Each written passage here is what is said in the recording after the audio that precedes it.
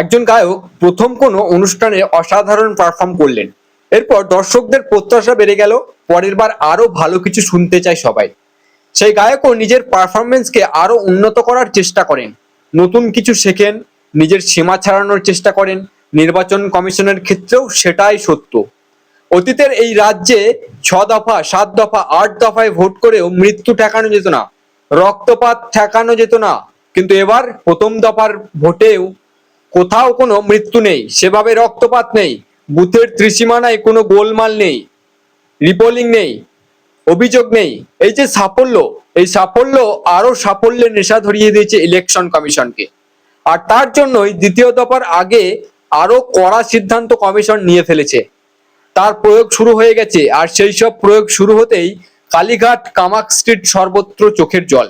পুজোর আগে যেমন বানভাসি হয়েছিল কলকাতা, এই দ্বিতীয় দফার ভোটের আগেও কলকাতা বানভাসি হতে পারে, তবে সেটা বৃষ্টি নয়, চোখের জলে আজ বানভাসি হয়ে যাবে।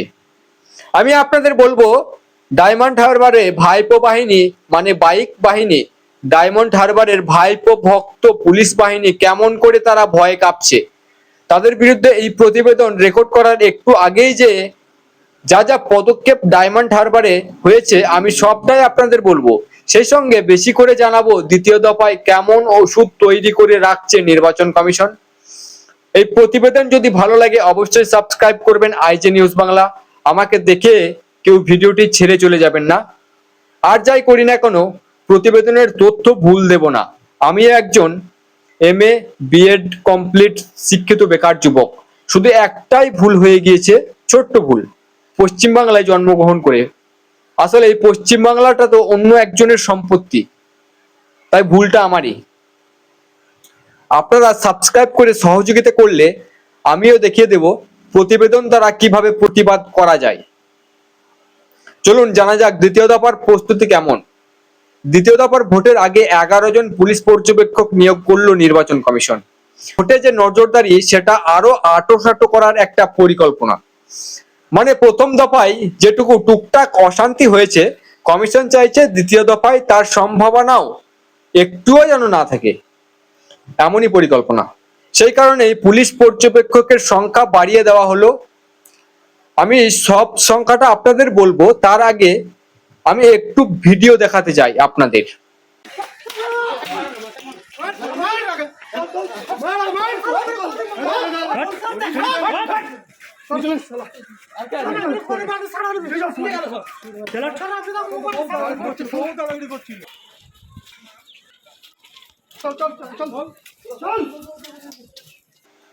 আপনারা দেখছেন এসব ভাইরাল ভিডিও, দেখে মজা লাগবে আপনাদের।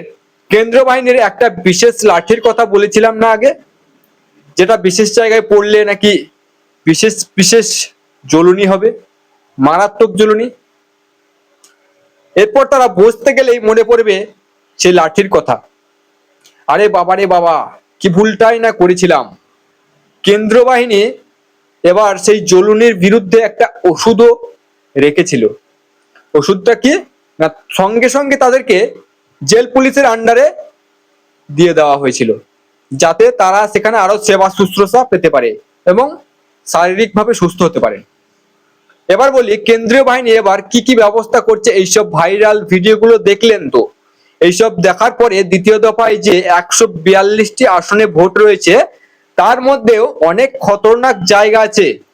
সেই সব জায়গায় পয়সা দিয়েও সাহস দেখানোর লোক পাওয়া যাবে কিনা সেটা নিয়ে সন্দেহ আছে। তবে তবুও কিছু অন্ধভক্ত সেখানে নির্ভয়ে নিজের প্রাণ বিসর্জন দিতেও প্রস্তুত, সেরকম কিছু লোক পাওয়া যাবে।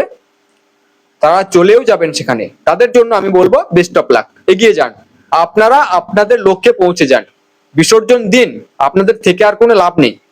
দ্বিতীয় দফার নির্বাচনে শুধু বুথে নয়, বুথমুখী রাস্তাতেও সিসিটিভি ক্যামেরার বন্দোবস্ত রাখছে নির্বাচন কমিশন। সর্বত্র নয়, বাছাই করা কিছু জায়গা, এর মধ্যে কলকাতা এবং হাওড়া জেলায় মূলত এই ব্যবস্থা করা হবে। আর দক্ষিণ 24 পরগনা, সেখানে যাবতীয় এরকম ব্যবস্থা এমনিতেই হবে, সেটা আর এক্সট্রা করে বলার প্রয়োজন রাখে বললে তো আমার মনে হয় না। আপনারা সকলেই জানেন, ওটা ধরে নেওয়াই আছে। কলকাতা এবং হাওড়ার বুথমুখী রাস্তাতে সিসিটিভি থাকবে, এবং সেই সিসিটিভির ফুটেজও কমিশনের কর্তারা বসে বসে দেখতে পারবেন।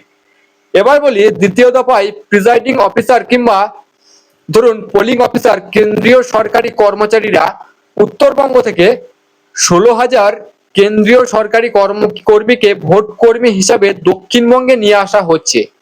কমিশনের একটা প্রস্তুতি ছিল যে অনেক রিপোল যদি করতে হয়, ফলে সেই খাটনিটা যায়নি, তাই কেন্দ্রীয় সরকারি কর্মীদের উত্তরবঙ্গ থেকে দক্ষিণবঙ্গে নিয়ে এসে এখানকার বুথে বসানো হবে।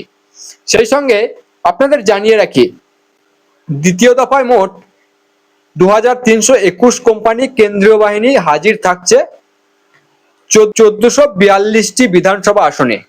প্রথম দফার মতো দ্বিতীয় দফাতে অশান্তি করতে এলেই এমন ব্যবস্থা যাতে সারা জীবন বসতে গেলে মনে পড়ে যায় যে কোথায় আমি ভুল করেছি, আমার ভুলটা কি, আমার জন্মগ্রহণ করাই কি ভুল হয়েছে, সেই সব কথা যাতে তাদের মনে পড়ে যায়, সেই ব্যবস্থা করার জন্য 142 জন জেনারেল অবজারভার, 95 জন পুলিশ অবজারভার, আর যে বাহিনী আনা হচ্ছে না, সবচেয়ে বেশি বাহিনী থাকবে কলকাতায়। শুধুমাত্র আমাদের গর্বের মুখ্যমন্ত্রী, সততার প্রতীক, তার যে দল, সেই দলের যে আতুরঘর, সেই দলের যে বিচারভূমি, যৌবনের লীলাক্ষেত্র, সেই লীলাক্ষেত্রে আর লীলা দেখানো যাবে কি?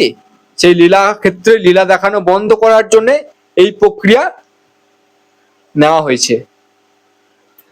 তাই শুধু কলকাতায় 273 কোম্পানি বাহিনী থাকবে। শুধু কলকাতায় ভাবুন, 273 কোম্পানি। ইতিমধ্যেই কলকাতার যত স্পর্শকাতর এলাকা রয়েছে সেখানে নির্বাচনী আধিকারিক এবং স্পেশাল পুলিশ অবজারভাররা পৌঁছে গেছেন। দেখুন, প্রথম দফায় 93% বেশি মানুষ ভোট দিয়েছেন। প্রথম দফায় স্বাধীনতার পর পশ্চিমবঙ্গে এটা প্রথম। কিন্তু এরপর হচ্ছে দ্বিতীয় দফা। দ্বিতীয় দফায় কিন্তু এর থেকেও বেশি সংখ্যক মানুষ ভোট দেবেন, কারণ প্রথম দফায় যে একটুখানি ভুল হয়েছে, সেখানেও একটু হলেও গোলমাল হয়েছে, সেই গোলমালটি ঠেকানোর জন্য বা কমানোর জন্য নির্বাচন কমিশন আরো কঠোর ব্যবস্থা নিয়েছেন, সেটা তো আপনারা বুঝতে পারছেন।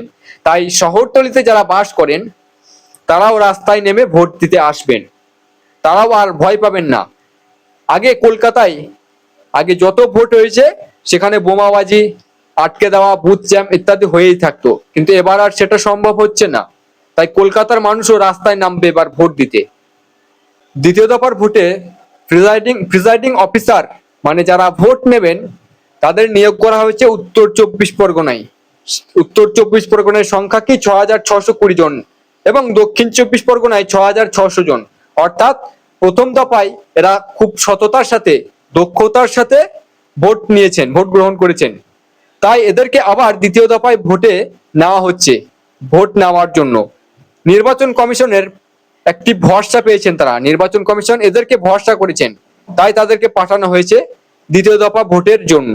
উত্তরবঙ্গ দেখিয়ে দিয়েছে এবং উত্তরবঙ্গের সঙ্গে দক্ষিণবঙ্গের যে কয়েকটি জেলায় ভোট হয়েছে তার ভোট শতাংশের হিসাবে দেখা যাচ্ছে হিন্দুরা সংগঠিত হয়ে ভোট দিয়েছেন। এই রাজ্যে বারবার তৃণমূল কংগ্রেস 33% ভোট আছে। এরপর থেকে এই লড়াই শুরু করে, কিন্তু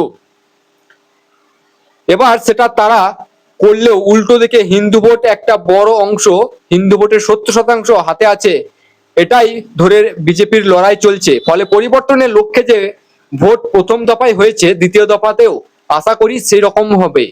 আর তারপরে আপনারা দেখতে পাবেন, যদি আমি দ্বিতীয় দফার ভোটের আগেই বলে দেব গণনা করে এবার কেমন নজরদারি থাকবে, কি কি ব্যবস্থা নির্বাচন কমিশন ভেবে রেখেছে।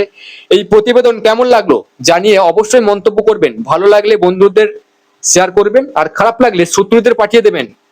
আপনারা খুব খুব ভালো থাকবেন। দেখা হচ্ছে পরের কোনো প্রতিবেদন নিয়ে। সুস্থ থাকুন, ভালো থাকুন। জয় হিন্দ, জয় ভারত।